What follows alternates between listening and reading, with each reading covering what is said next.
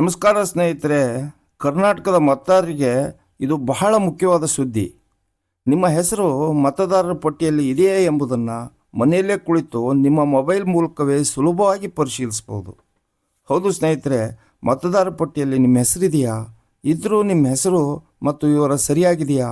ಒಂದು ವೇಳೆ ನಿಮ್ಮ ಹೆಸರು ಕರಡು ಮತದಾರರ ಪಟ್ಟಿಯಲ್ಲಿ ಇಲ್ಲದಿದ್ದರೆ ಏನು ಮಾಡಬೇಕು? ಇದನ್ನು ತಿಳಿದುಕೊಳ್ಳದೆ ಬಿಟ್ಟರೆ ಮುಂದೆ ಮತದಾನ ಮಾಡುವ ಸಂದರ್ಭದಲ್ಲಿ ಸಮಸ್ಯೆ ಆಗ್ಬೋದು. ಇಂದು ಆಗಸ್ಟ್ 24ರಂದು ಕರ್ನಾಟಕದ ಕರಡು ಮತದಾರರ ಪಟ್ಟಿ ಪ್ರಕಟವಾಗ್ತಾ ಇದೆ. ಕರಡು ಮತದಾರರ ಪಟ್ಟಿಗೆ ಸಂಬಂಧಿಸಿದಂತೆ ಹಕ್ಕು ಮತ್ತು ಆಕ್ಷೇಪಣೆಗಳನ್ನು ಸಲ್ಲಿಸಲು ಆಗಸ್ಟ್ 24ರಿಂದ ಸೆಪ್ಟೆಂಬರ್ 23, 2026ರವರೆಗೆ ಅವಕಾಶ ನೀಡಲಾಗಿದೆ.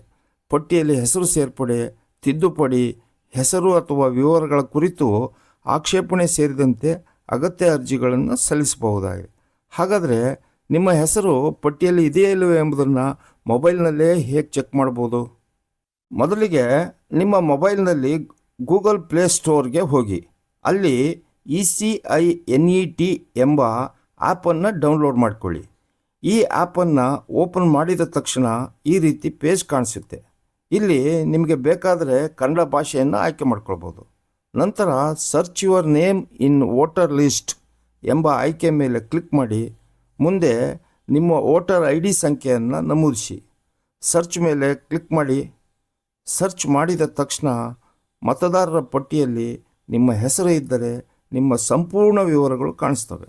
ಅಂದರೆ ನಿಮ್ಮ ಹೆಸರು, ವಿಧಾನಸಭಾ ಕ್ಷೇತ್ರ, ಜಿಲ್ಲೆ, ಪಾರ್ಟ್ ನಂಬರು, ಸೀರಿಯಲ್ ನಂಬರು ಹಾಗೂ ಪೋಲಿಂಗ್ ಸ್ಟೇಷನ್ ಸೇರಿದಂತೆ ಅಗತ್ಯವಾದ ಎಲ್ಲ ಮಾಹಿತಿಗಳು ಇಲ್ಲಿ ತಿಳಿದುಕೊಳ್ಬೋದು. ಸ್ನೇಹಿತರೆ, ಹೆಸರು, ವಯಸ್ಸು, ಮತಗಟ್ಟೆ ಮತ್ತು ಇತರ ವಿವರಗಳನ್ನು ಪರಿಶೀಲಿಸಿ. ಮುಖ್ಯವಾಗಿ ಒಂದು ವಿಷಯವನ್ನು ಗಮನಿಸಿ, ನಿಮ್ಮ ಹೆಸರು ಇದ್ದರೆ ಮಾತ್ರ ಸಾಕಾಗೋದಿಲ್ಲ. ನಿಮ್ಮ ಹೆಸರು, ವಯಸ್ಸು, ವಿಳಾಸ ಮತ್ತು ಇತರ ವಿವರಗಳು ಸರಿಯಾಗಿದೆಯೇ ಎಂಬುದನ್ನು ಪರಿಶೀಲಿಸಿ. ಹೆಸರು ಇಲ್ಲದಿದ್ದರೆ ಏನು ಮಾಡಬೇಕು? ನಿಮ್ಮ ಹೆಸರು ಕರಡು ಪಟ್ಟಿಯಲ್ಲಿ ಕಾಣಿಸ್ದಿದ್ದರೆ ಗಾಬರಿ ಆಗಬೇಡಿ. ಕರಡು ಮತದಾರರ ಪಟ್ಟಿ ಪ್ರಕಟವಾದ ನಂತರ ಆಗಸ್ಟ್ 24ರಿಂದ ಸೆಪ್ಟೆಂಬರ್ 23ರವರೆಗೆ ಕ್ಲೈಮ್ಸು ಮತ್ತು ಅಬ್ಜೆಕ್ಷನ್ಸನ್ನು ಸಲ್ಲಿಸಲು ಅವಕಾಶವಿದೆ. ನಿಮ್ಮ ಹೆಸರು ತಪ್ಪಾಗಿ ಕೈಬಿಟ್ಟಿದ್ದರೆ ಅಗತ್ಯ ದಾಖಲೆಗಳೊಂದಿಗೆ ಸಂಬಂಧಪಟ್ಟ ಚುನಾವಣಾಧಿಕಾರಿ ಅಥವಾ BLO ಅವರನ್ನು ಸಂಪರ್ಕಿಸಿ. ಹೊಸದಾಗಿ ಮತದಾರರ ಪಟ್ಟಿಗೆ ಸೇರ್ಪಡೆಯಾಗಬೇಕಾದವರು ನಿಗದಿತ ಪ್ರಕ್ರಿಯೆಯ ಮೂಲಕ ಫಾರಂ 6 ಸಲ್ಲಿಸಬಹುದು. ವಿಶೇಷವಾಗಿ ಇತ್ತೀಚೆಗೆ ಮನೆ ಬದಲಾಯಿಸಿದವರು, ಹೊಸದಾಗಿ 18 ವರ್ಷ ತುಂಬಿರುವವರು, ಒಂದು ಸ್ಥಳದಿಂದ ಮತ್ತೊಂದು ಸ್ಥಳಕ್ಕೆ ಸ್ಥಳಾಂತರವಾದವರು, ಮತದಾರರ ಪಟ್ಟಿಯಲ್ಲಿ ಹೆಸರು ಅಥವಾ ವಿಳಾಸ ತಪ್ಪಿರುವವರು, ತಮ್ಮ ಹೆಸರು ಪಟ್ಟಿಯಿಂದ ಕೈಬಿಟ್ಟಿರಬಹುದು ಎಂಬ ಅನುಮಾನ ಇರುವವರು, ಇವರೆಲ್ಲರೂ ತಮ್ಮ ಹೆಸರು ಮತ್ತು ವಿವರಗಳನ್ನು ಪರಿಶೀಲಿಸುವುದು ಬಹಳ ಮುಖ್ಯ. ಒಂದು ಮುಖ್ಯ ಎಚ್ಚರಿಕೆ: ನಿಮ್ಮ ಹೆಸರು ಮತದಾರರ ಪಟ್ಟಿಯಲ್ಲಿ ಇಲ್ಲ ಎಂದು ಗೊತ್ತಾದರೆ ಕೊನೆಯ ದಿನದವರೆಗೂ ಕಾಯ್ಬಿಡಿ. ಕರಡು ಪಟ್ಟಿ ಪ್ರಕಟವಾದ ನಂತರವೇ ಪರಿಶೀಲಿಸಿ. ಸಮಸ್ಯೆ ಇದ್ದರೆ ನಿಗದಿತ ಅವಧಿಯೊಳಗೆ ಅರ್ಜಿ ಅಥವಾ ಆಕ್ಷೇಪಣೆ ಸಲ್ಲಿಸಿ.